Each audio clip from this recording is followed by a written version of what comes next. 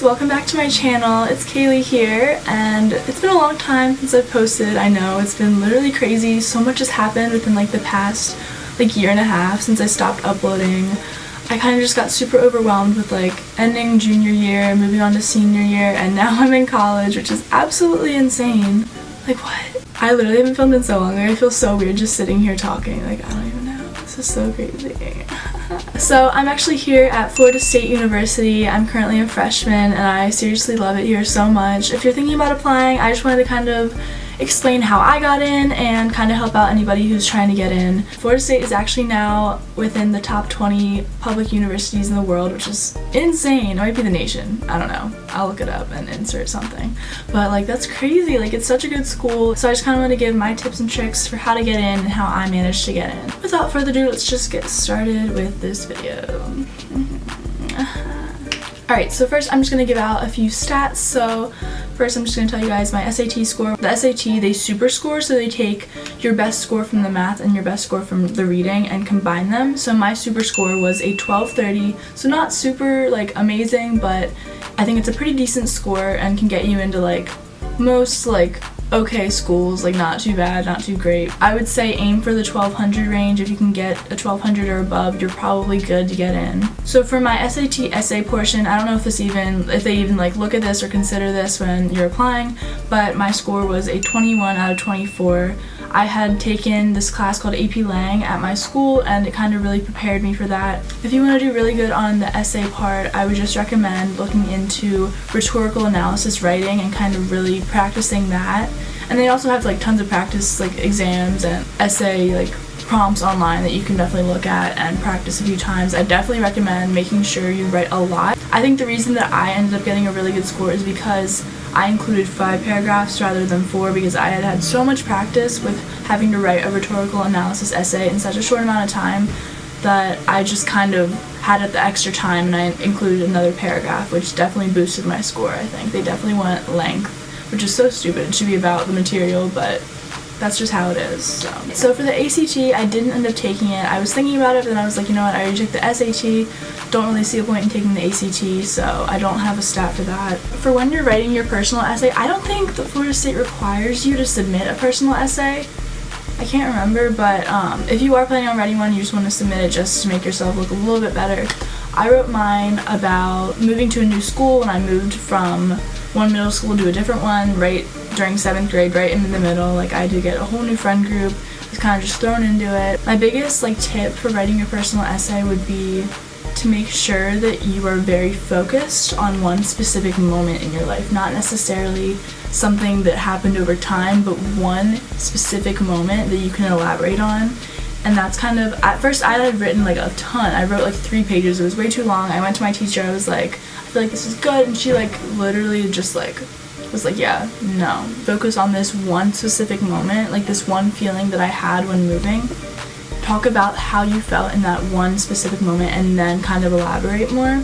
Because I had written I wrote about moving, I wrote about a bunch of other hardships, but you need to focus on one specific moment within that hardship. I think that's the most important thing, is being very focused when you're writing your personal essay. So my GPA at school, I know this is probably one of the bigger factors when applying. You want to make sure your GPA is good. So my weighted GPA was a 3.8 and unweighted it was a 3.5. I did really bad my sophomore year of high school, kind of just let myself go. It was really bad. But junior year I definitely bounced back, and that's what kind of boosted my GPA a little bit. So I definitely recommend, if you're thinking about applying here, make sure you try hard your junior year, and if you're about to apply, just try to get your first marking period grades to be as good as possible so you can boost your GPA a little bit. So for clubs and stuff like that, I did do sports all throughout high school. I did field hockey and lacrosse freshman year, and then just field hockey sophomore year.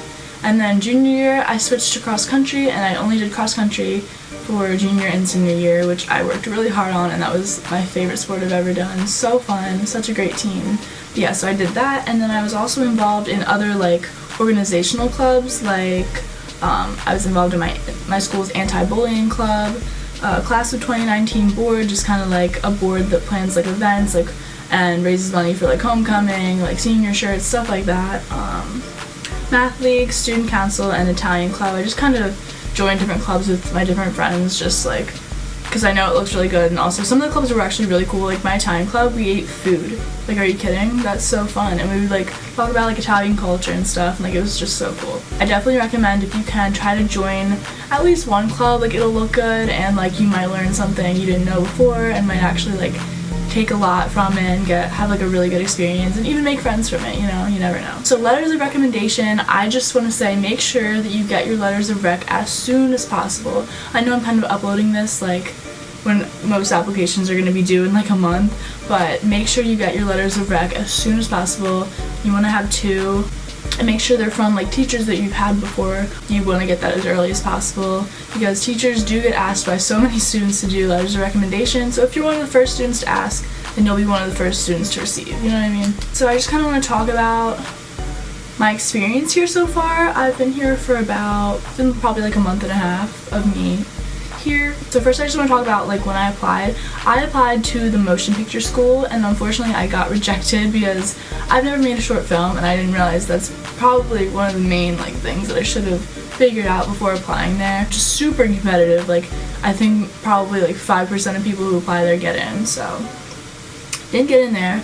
So then I switched my major to digital media production, which is kind of like making documentaries and like sports films, stuff like that, which honestly I didn't realize that's what it was until like I started in the program. And like obviously I'm just taking like general ed classes right now, but I just don't, that's not what I want to do. Like, if I'm gonna do something related to film, I want to make movies or like advertisements, like that kind of thing. I'm planning on switching my major to editing, writing, and media, which is also something that I really have a passion for, just like writing. I've always loved writing essays, which I know everyone like complains about that, but like seriously, that's so fun for me, like especially like narrative essays. I've just always loved writing. I used to write stories all the time when I was little.